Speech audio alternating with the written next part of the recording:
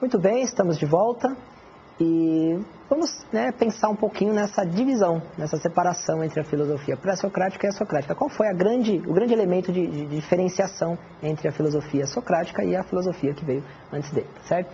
Então a resposta correta é o item C, né? Ele trouxe a filosofia do céu para a terra, ou seja, ele deslocou a preocupação com as questões físicas da natureza e inclusive das divindades, se teriam sido elas ou não que criaram tudo, e concentrou a preocupação, o estudo, né, nos homens, no mundo dos homens, nas relações humanas, certo? Dando prosseguimento, é muito importante, né, ao falar de Sócrates, como também de Platão e de Aristóteles, que são os da sequência, falar dos sofistas um pouquinho melhor, tá? Os sofistas, o termo sofista vem de sofos, né, sábio, professor de sabedoria. Eles foram contemporâneos de Sócrates e Platão. Nas assembleias democráticas que se realizavam, eles eram muito utilizados, tanto para falar no lugar de algumas pessoas, como para ensinar algumas técnicas, táticas de como falar bem em público, que era justamente para vencer as disputas políticas, que era algo muito habitual, né, na Grécia Antiga. A aristocracia, né, os detentores de terras, eles tinham, né, esse poder de tanto contratar os sábios, como também eles tinham tempo livre para estudar. E aí eles contratavam esses sofistas para dar-lhes aulas. Os comerciantes, né, que também tinham negócio, eles tinham uma preocupação muito grande também em aprimorar os seus negócios e também utilizavam o trabalho dos sofistas. Então os sofistas eles eram considerados por Sócrates e Platão, por que a crítica contra eles? Eles eram considerados mercenários do saber.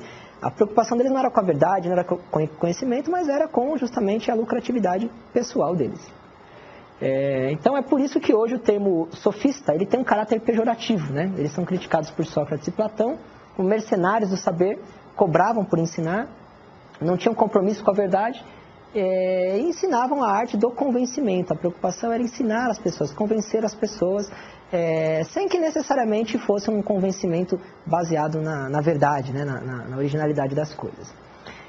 Platão também, né, discípulo de Sócrates, ele foi muito contra os sofistas, ele defendia a filosofia como a busca da verdade, a busca do conhecimento humano e da melhoria das condições de vida e de pensamento das pessoas, e ele se distanciou bastante do seu mestre, né, Sócrates. E essa é uma característica muito interessante da filosofia grega, né?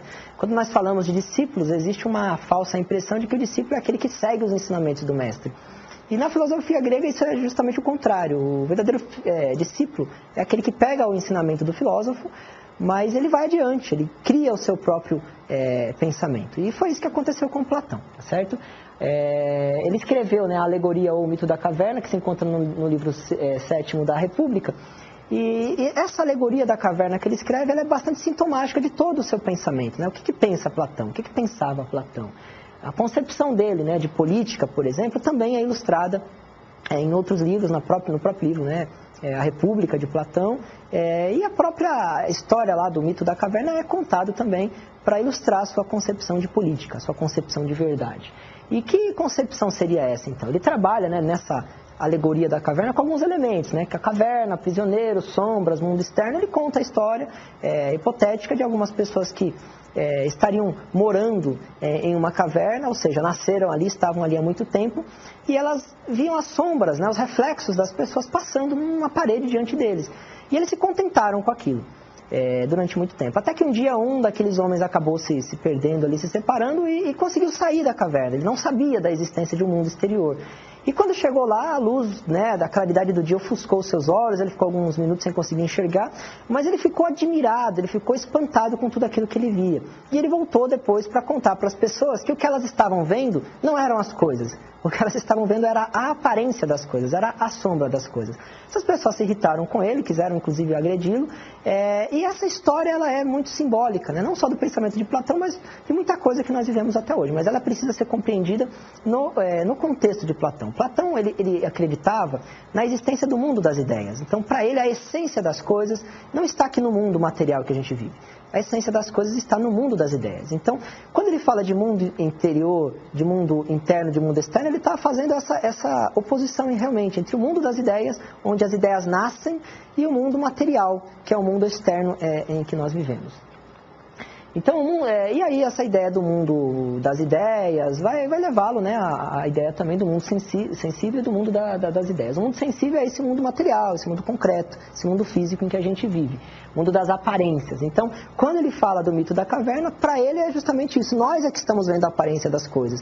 E para nós encontrarmos as coisas na sua essência, nós precisamos o quê? Filosofar, é a filosofia que vai nos levar até lá. O mundo das ideias ele é idêntico, é permanente, ele é regido pelo conhecimento, né, pela episteme, e é necessário sair do mundo das aparências e ascender até o mundo verdadeiro das ideias. Como fazer isso? Por meio da filosofia, em busca do conhecimento verdadeiro. O Platão teve um discípulo, né, assim como Sócrates teve um discípulo que foi Platão, Platão foi discípulo de Sócrates, o Platão também teve um grande discípulo que é bastante conhecido na história da filosofia, que foi o Aristóteles, que também, por sua vez, se diferenciou bastante do pensamento original do seu mestre, Platão, certo? O Aristóteles é muito conhecido por ter sido o professor, né, de Alexandre Magno. O Alexandre foi conhecido aí como Alexandre o Grande, senhor da Macedônia, que dominou vários territórios. Ele era, inclusive, conhecido também, o Alexandre, pela sua sabedoria, né, pelo seu conhecimento. E esse conhecimento não veio do acaso, ele veio dos ensinamentos de Aristóteles. Ele vai criticar, né, o Aristóteles vai criticar essa filosofia dualista que o Platão criou, falando sobre mundo sensível e mundo das ideias. O Aristóteles tinha um pensamento mais empírico, mais voltado para o mundo material, para o mundo das experiências. Ele não acreditava nessa diferenciação, nessa distanciação entre o mundo físico, o mundo material e o mundo das ideias, né? Ele não julgava o mundo como uma aparência ou como uma ilusão. Ele acreditava que o mundo de fato existia, não era só aparência. O modo de existir na filosofia de Aristóteles é o modo do devir, ou seja, aquilo que está em constante movimento também, está em constante criação. E para ele é possível conhecer as causas do devir através do estudo do ser, ou seja, nós podemos estudar o ser e compreender as coisas que estão acontecendo, que estão se desenvolvendo. Tem duas frases, aliás, dele que são muito indicativas do seu pensamento. A primeira é: por natureza, todos os homens desejam conhecimento. Uma indicação disso é o valor que damos aos sentidos, pois além de sua utilidade, são valorizados por si mesmos e, acima de tudo, o da visão. Então ele fala muito sobre essa relação entre o conhecimento e a experiência. Para ele, o conhecimento vinha da experiência do indivíduo com o mundo físico, né? É pela memória que os homens adquirem experiência, porque as inúmeras lembranças da mesma coisa produzem finalmente o efeito de uma experiência única. Então, ao falar dessa realidade, dessa relação com o mundo físico, ele falava também da importância da memória, porque a memória nos ajuda a conservar o conhecimento que nós já temos de alguma coisa e produzir outros conhecimentos, e produzir mais conhecimento. Mas dá para perceber essa característica, né, realmente empírica, material, né, presente na filosofia de Aristóteles, que acreditava que a gente aprende na nossa relação com o mundo, com o meio. Então, por isso, né, ao falar da memória, ele acredita que o conhecimento tem ele se dá por um processo cumulativo, tem essa característica do cumulativo, né? Em primeiro lugar, a gente conhece pela sensação. O primeiro passo para o conhecimento são as nossas sensações. Ver, ouvir, sentir, essa relação com o mundo físico. Depois, a memória, onde nós vamos reter esses dados sensíveis. Em terceiro lugar, a experiência, ou seja, saber fazer pela repetição. Então, depois que eu tive o contato com o mundo pelas minhas sensações, eu armazenei aquilo na memória, eu vou criar uma terceira categoria que é o saber fazer, ou seja, uma mistura de conservação da memória com as sensações. Aí ele dá exemplos, né? Olho para o céu e digo, vai chover. Como é que eu sei disso? Como é que ao olhar para determinadas características eu sei que vai chover? Exemplo, vou construir um novo quarto para a minha casa. Ao construir esse novo quarto, com base no quê? Ele tá se referindo a um exemplo, a uma experiência que ele já teve. Então, no nosso dia a dia, no nosso cotidiano, é com base nas nossas sensações, nas experiências que nós vamos tendo, que nós vamos acumulando conhecimentos por meio da memória, e esses conhecimentos vão sendo utilizados por nós, tanto para transformar o meio físico em que a gente vive, como também para produzir novos conhecimentos. E esse processo cumulativo do conhecimento era, por Aristóteles, distinguido também em algumas partes, né? Por exemplo, a parte da arte, da técnica, que é o conhecimento das regras, né? Sabe-se o porquê das coisas. Então, esse conhecimento técnico estava ligado à questão de saber o porquê das coisas, por que elas acontecem, por que elas são assim, até para dar a origem ao saber fazer, né? A parte realmente técnica. Uma outra parte desse conhecimento é a parte teórica, né? A parte da ciência, ou seja, é um saber teórico, é um saber contemplativo. Então ele dizia, na natureza nós temos diversos tipos de conhecimento. Esse conhecimento que é mais técnico, que é o saber fazer, o conhecimento científico, que é baseado em compreender as razões, em compreender as origens das coisas, e aí ele dá alguns exemplos, como a matemática, como as leis da natureza, que é um saber que vem da contemplação. Eu aprendo não só pela experiência de praticar, mas de contemplar também. E por fim, a sabedoria, né? A parte que inclusive ele dava mais destaque, a parte do conhecimento, que é a sabedoria, ou seja, o conhecimento das causas primeiras e universais. Então perceba que ele vai distinguindo já, olha, passamos por um momento onde a preocupação era compreender as causas naturais de tudo, depois chegamos em um outro momento onde as pessoas começam a aprender como fazer com base na sua memória, e temos também um outro momento dedicado aí a investigar como fazer as coisas e por que elas devem ser feitas assim e não daquela maneira. Então ele já começa a criar algo que nós chamamos na filosofia de sistematização, de dividindo, de separando as coisas para colocar cada qual no seu devido lugar.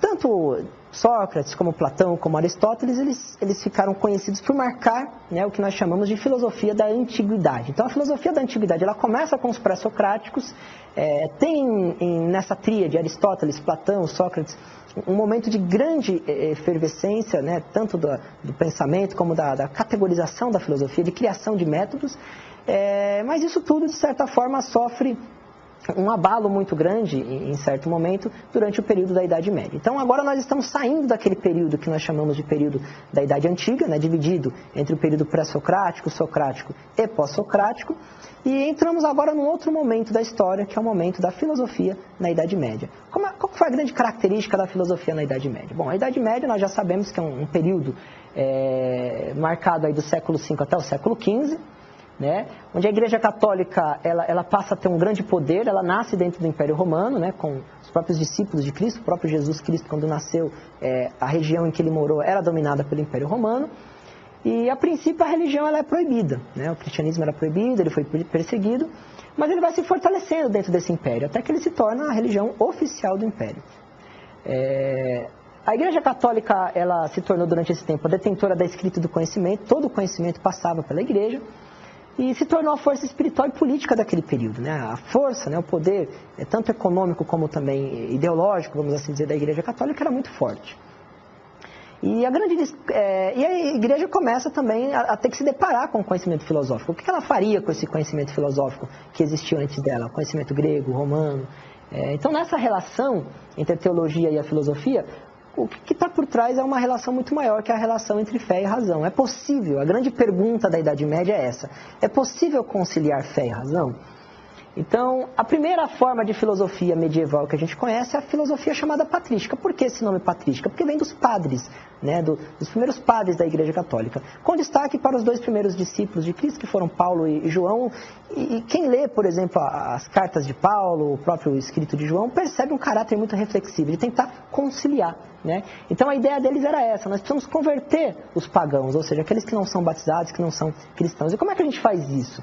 Nós, em primeiro lugar, temos que combater as heresias, ou seja, ensinar que aqueles ensinamentos que são contrários à fé precisam ser combatidos, precisam ser tirados de nós. Ao mesmo tempo, nós precisamos justificar isso, justificar a nossa fé. E aí é onde eles vão recorrer à razão. Então, a grande preocupação nesse momento é colocar a razão como auxiliar da fé, usar a razão, a filosofia greco-romana, para tentar fortalecer a fé, justificar a fé, ou seja, uma tentativa de conciliar fé e razão. E o grande representante da filosofia patrística é o Santo Agostinho, que dizia, né, eu creio para que possa entender, ou seja, uma manifestação realmente de colocar a filosofia a serviço da fé.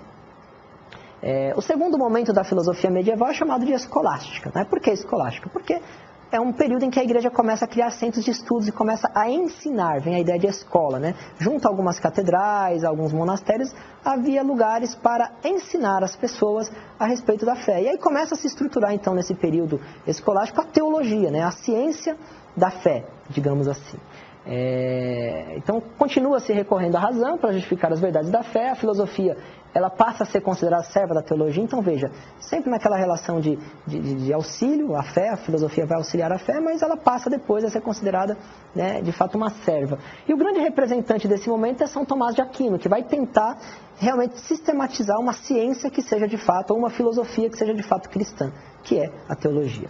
Tá? Então ele valorizava o mundo sensível, né, para a aquisição do conhecimento, e para ele o mundo sensível é uma criação divina, o mundo sensível que a gente vê é uma criação de Deus, por isso ele precisa ser compreendido. E aí entra a filosofia para auxiliar.